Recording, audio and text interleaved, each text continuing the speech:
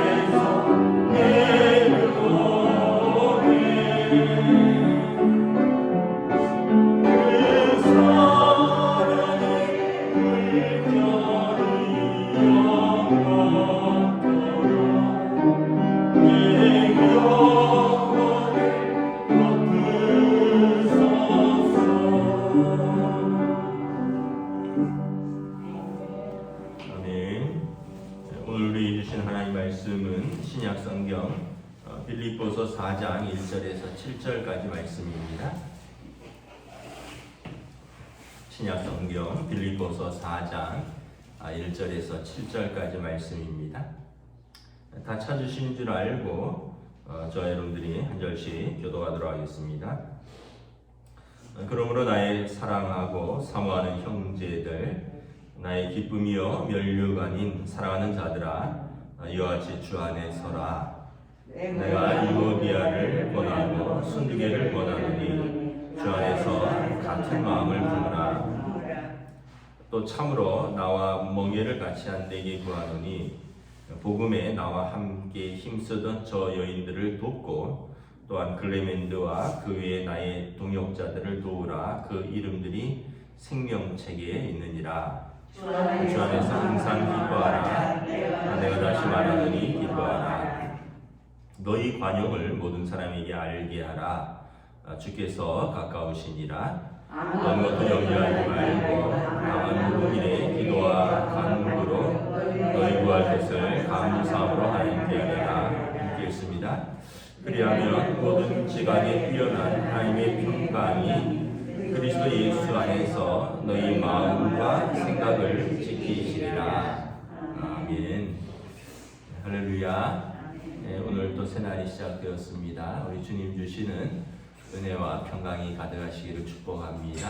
네, 또 오늘 수요일입니다. 새해부터는 수요 예배는 우리 민경찬 목사님께서 말씀을 올려주십니다. 여러분도 수요 예배 카톡방에 공지되면 말씀을 함께 듣고 기도하는 시간을 가지시기 바랍니다. 빌립보서를 이제 마무리하죠. 빌립보 교회에 보낸 바울 사도의 편지인데 감옥에 있는 노 사도가 이제 신생교회 빌립보 교회에 사랑하는 마음과 또 기도하는 마음으로 편지를 쓴 것입니다. 1절에 보면 빌립보 교회를 향한 바울 사도의 마음이 잘 나타나 있습니다. 나의 사랑하고 사모하는 형제들이에요. 나의 기쁨이요 면류관인 사랑하는 자들아. 여러분, 이런 표현은 누가 누구에게 쓸 수 있을까요? 아마 사랑하는 남녀, 아마 뜨겁게 사랑하는 남녀, 청혼하기 직전에 그런 사람들이 쓰는 표현이고요. 또 부모가 자녀에게 쓰는 표현입니다. 뭐 저희 부부는 군대 가 있는 우리 아들 생각하면 참 말로 표현할 수 없이 사랑하고 보고 싶고 또 정말 건강하고 다시 볼 때 기쁨이 되는, 참 어떤 면에서 보면 굉장히 군대 가기 전에 연약했는데 그 연약함이 더 사랑스럽게 다가오는 이 표현은 정말 부모가 자녀에게 또 아주 뜨겁게 사랑하는 남녀 간에 이렇게 연인 간에 쓰는 표현이죠. 교회와 또 이렇게 사역자 간에 또 서로가 서로 간에 이런 마음을 품은 교회는 참 귀하고 아름답겠죠.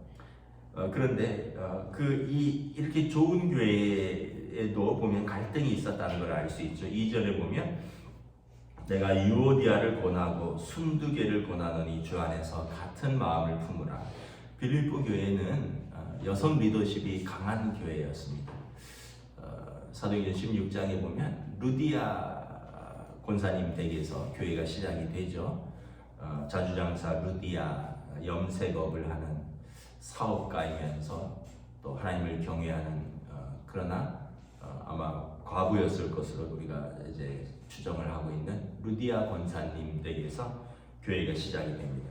그러다 보니까 처음부터 여성 리더십이 강한 교회였고 오늘 두 여인에게 권면합니다. 유오디아와 순두개에게 권하노니 주 안에서 같은 마음을 품으라.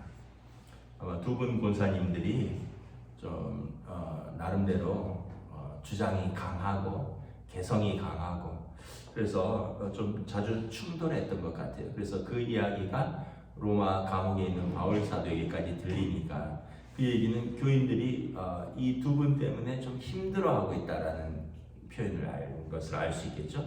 그리고 이 두 분 때문에 걱정하고 있다. 그래서 바울 사도가 내가 사랑하는 마음으로 당신들에게 권합니다.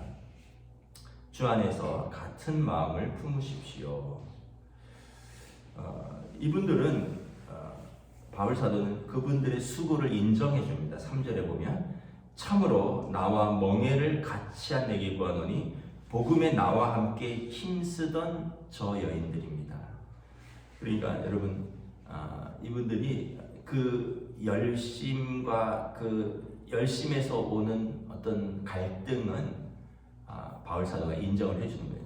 저분들이 그 열심에서 나와 함께 복음에 힘쓰던 분들이었는데 여러분 열심이 없으면 뭐 그렇게 다툴 일도 없어요. 여러분 그런 표현이 있잖아요. 어떤 적극적으로 찬성하는 것에 반대는 반대가 아니라 무관심이라고, 그냥 냉대입니다. 냉대. 뭘 하든지 뭐 나는 관심 없다.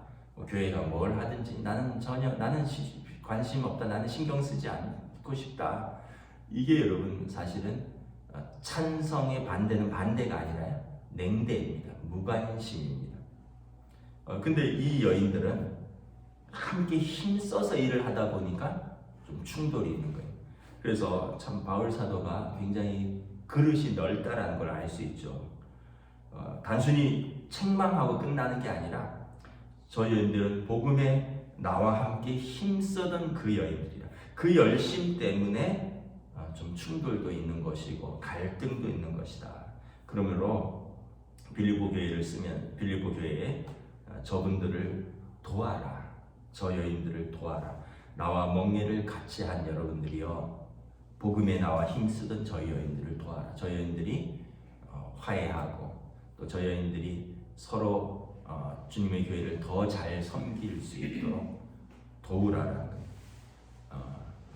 그리고 클레멘드와 그 외에 나의 동역자들을 도우라. 그분들은 생명책에 그 이름이 기록된 분들이야. 그러니까 유오디아와 순두계 권사님도 생명책에 이름이 기록되어 있는 교회에 하나님 교회를 열심히 섬기던 귀한 동역자라는 것입니다.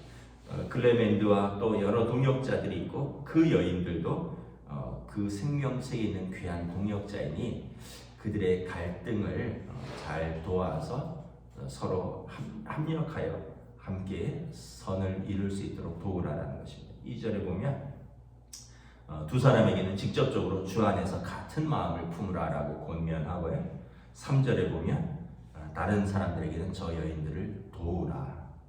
왜냐하면 우리는 모두 하나님의 교회를 섬기는 동역자고 그리고 그 이름이 생명책에 기록된 하나님께서 인정하시는 사역자들이기 때문에 그렇습니다.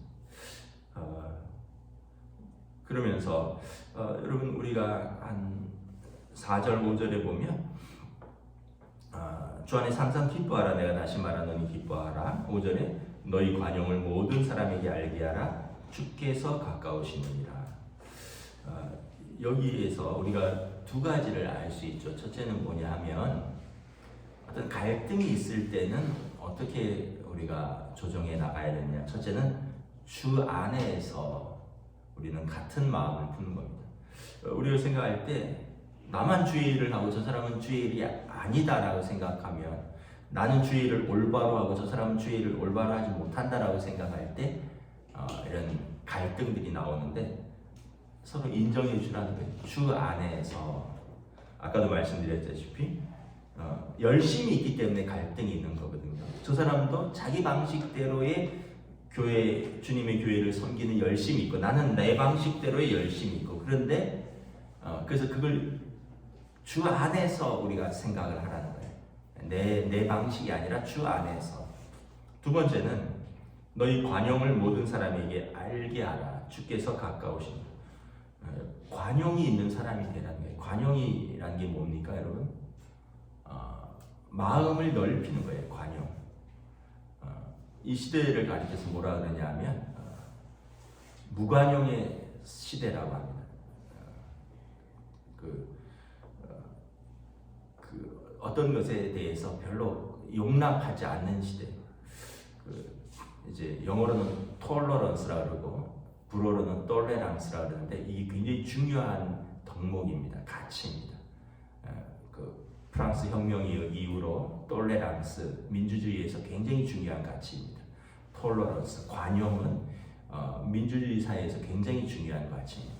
그래서 여러분 우리 사회에다 막 그러잖아요.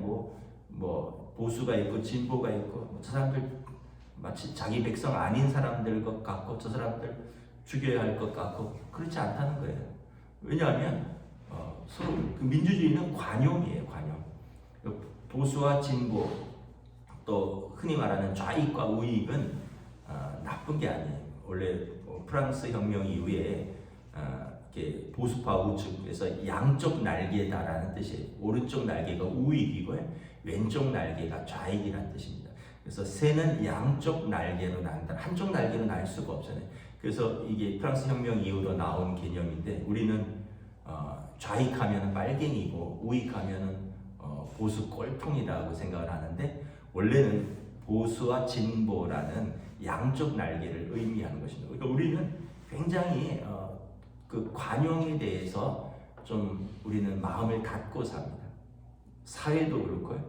그러다 보니까 우리 안에서도 뭐 심지어는 이제 뭐 가정에서도 교회 안에서도 이 관용을 항상 생각을 해봐야 됩니다. 여러분 부부간의 뜻이 맞아서 사는 부부가 있을까요? 없어요. 뜻이 안 맞는데 맞추면서 사는 게 가정입니다. 그럼 부모 자식인데 내 자식이 다 내 마음대로 해주나요? 아니에요.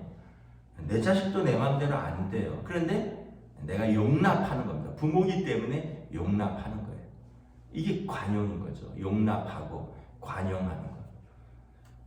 여러분 내 부모라고 다 자식인 내 마음하고 싹 맞나요? 그렇지 않죠.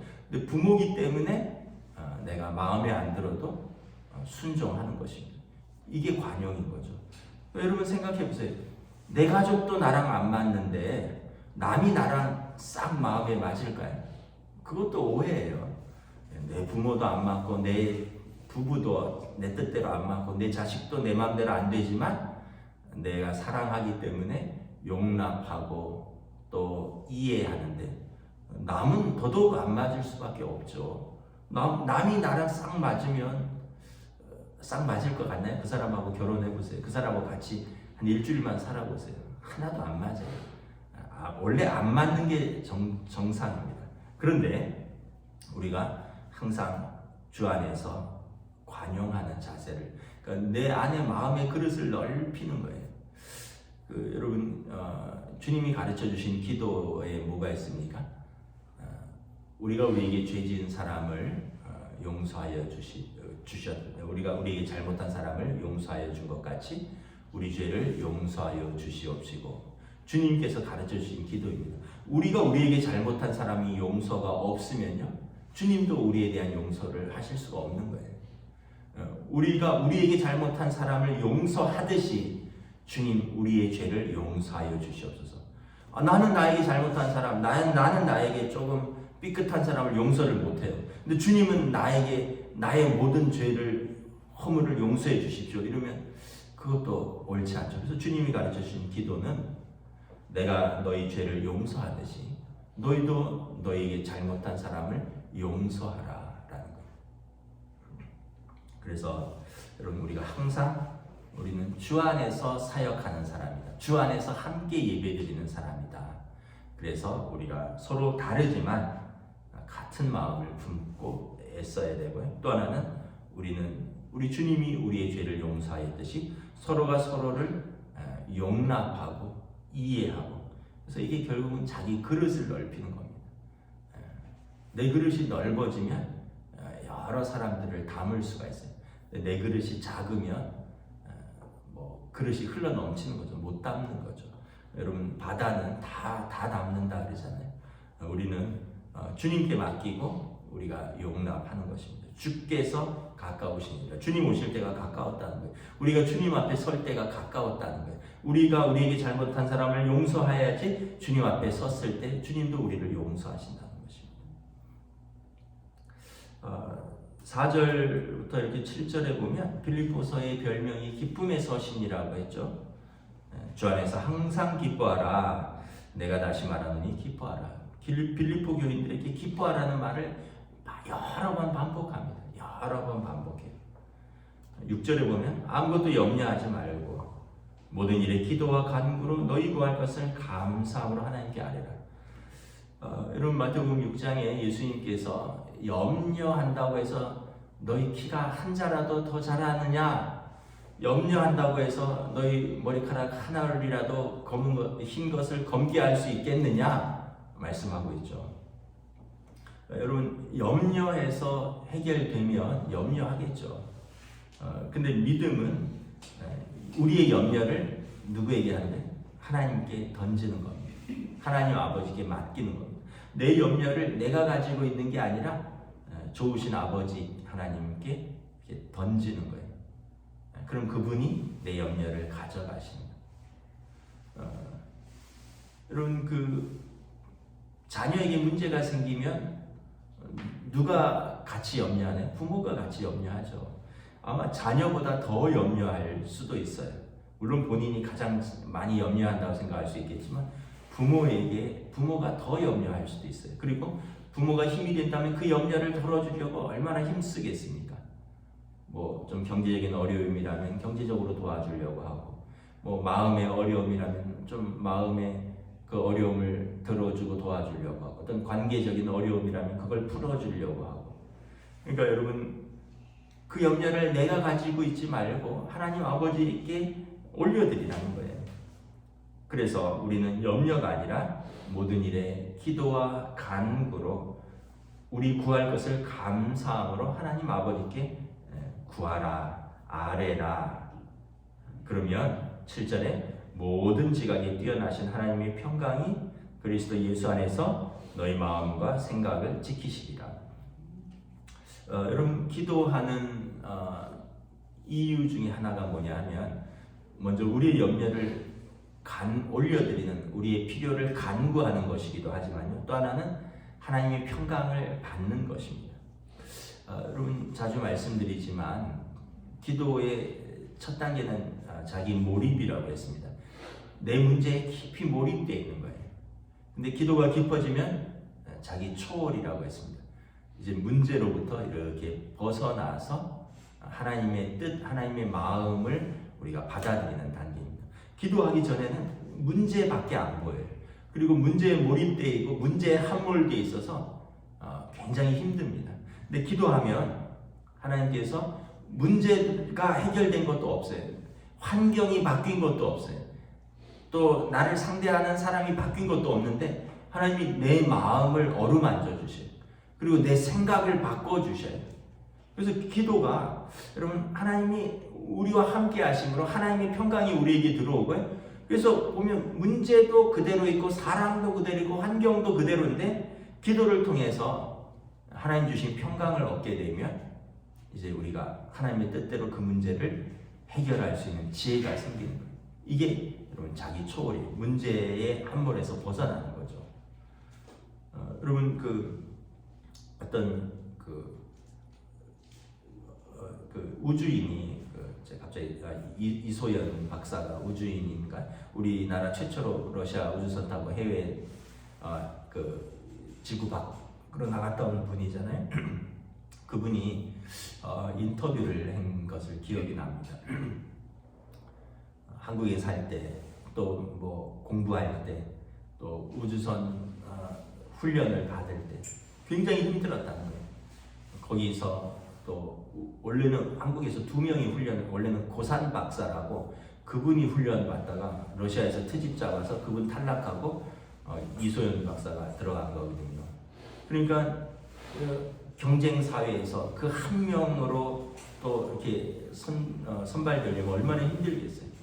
근데 우주에 나가서 지구를 보니까 파란 구슬 같을 뿐이다. 아름다운 파란 구슬. 저희 어렸을 때 구슬치기 했잖아요. 구슬 이렇게 안에 들여다보면 안에 이렇게 파란 구슬 안에 하얀 무늬도 있고 구름 같은 것도 있고 그냥 아름다운 블루마블 파란 구슬 같은 건데 저기에 지금은 80억입니다. 그 당시 인터뷰할 때 저기에 70억 명이 빠글빠글 살면서 서로 경쟁하고 서로 미워하고 서로 다투고 서로 화내고 그러면서 자기도 괴로워하고 남도 괴롭게 하고 이게 무슨 의미가 있나 싶더라. 이런 인터뷰를 한 걸 생각했습니다. 여러분 그 안에 있으면 몰입이에요. 몰입. 그 안에 있으면 문제 속에 있으면 몰입이에요. 근데 우주에 나가서 보면 진짜 조그만 파란 우주 하나님이 지으신 그 아름다운 세계 가운데 그냥 작은 별 하나 그 별 하나 중에 작은 또 대한민국 하나 그 대한민국 중에 또 뭐 서울이면 서울 부산이면 부산 뭐 어느 도시 하나 그 도시 중에서도 어느 구 하나 그 구에서도 어느 동 하나 그 동에서도 어느 집 하나 그 집에서도 어느 한 사람 근데 그 한 사람이 자기가 세계의 주인인 것 같고 세상이 주인인 것 같고 그 세상이 내 마음대로 안 되면 화가 나고 다른 사람이 내 뜻대로 안 되면 화가 나고 하나님한테도 화가 나고 가족한테도 화가 나고 교회에도 화가 나고 그냥 뭐 일하는데 동료한테도 화가 나고 어쩔 줄 모르는 거죠. 여러분 우리가 조금 넓게 생각을 해야 돼요. 그래서 항상 우리는 하나님 앞에서 살아가는 사람들이고요. 또 더불어서 살아가는 사람들이고 염려로 살아가는 사람들이 아니라 우리의 염려는 주님께 맡기고 주님께서 주시는 은혜와 평강이 우리의 마음과 생각을 지키면서 우리는 항상 기뻐하며 감사하면서 살아라. 지금 이 말씀을 감옥에서 하는 거예요. 감옥에서. 그럼 감옥에 있는 사람이 무슨 평강이 있겠어요? 그럼 감옥에 있는 사람이 얼마나 마음이 답답하겠어요? 사도 바울은 이제 순교할 것도 생각하고 있는 거예요. 언제 사형 집행이 될지도 모르는 사람이에요. 그런 사람이 지금 감옥 밖에 있는 들에게 이야기를 하는 거예요. 감옥 안에 있는 사람이 감옥 밖에 있는 사람들에게 다투지 말아라. 화해하라. 주 안에서 기뻐하라. 주 안에서 감사하라. 주 안에서 너희 염려를 맡겨드리라. 여러분 진짜 여러분 누가 감옥에 있고 누가 감옥 밖에 있는지 모르겠죠. 여러분 근데 주님 안에 있으면 어디에 있든지 그것이 천국이라는 것을 알 수 있는 것입니다. 말씀을 마치도록 하겠습니다. 여러분 저와 여러분들이 우리가 항상 주 안에서 산다는 것을 생각할 때 환경에 대해서 견딜 수 있고 또 다른 사람에 대해서 참을 수 있고 용납할 수 있고 그리고 하나님께는 우리 염려를 맡기고 믿음으로 주님 주시는 평강을 누리면서 살 수 있기를 우리 주님의 이름으로 축복합니다. 기도하겠습니다. 하나님 은혜를 감사합니다. 오늘 바울사도께서 빌립보 교회의 마지막 권면을 합니다. 유오디아와 순두계 두 자매는 주 안에서 같은 마음을 품고 또 우리 빌립보 교회 성도들은 이분들은 나와 함께 복음에 힘쓰던 자여 생명책의 이름이 기록된 자이니 저들을 서로 도우라. 나의 동역자들이 저들을 힘써 도우라 말씀합니다. 바울 사도의 참 동역자의 사람에 대한 넓은 마음을 볼 수가 있습니다. 또한 모든 우리의 문제들은 우리 주님께 맡기고 우리는 주님 주시는 평강으로 기쁨과 감사로 우리의 마음을 지키면서 믿음으로 살라. 오늘 또 우리에게도 동일하게 주시는 말씀으로 봤습니다. 오늘 하루를 또 우리의 가족들과 또 우리의 일터에서 우리가 또 함께 살아갈 때 이러한 마음을 기억하며 하나님 앞에서 주님 주시는 평강으로 믿음으로 우리의 마음과 생각을 지키며 살아가는 복된 하루로 인도하여 주시옵소서. 감사를 드리오며 우리 주 예수 그리스도 이름으로 기도드리옵나이다. 아멘. 하늘에 계신 우리 아버지 이름을 거룩하게 하시며 아버지의 나라가 오게 하시며 아버지의 뜻이 하늘에서와 같이 땅에서도 이루어지게 하소서.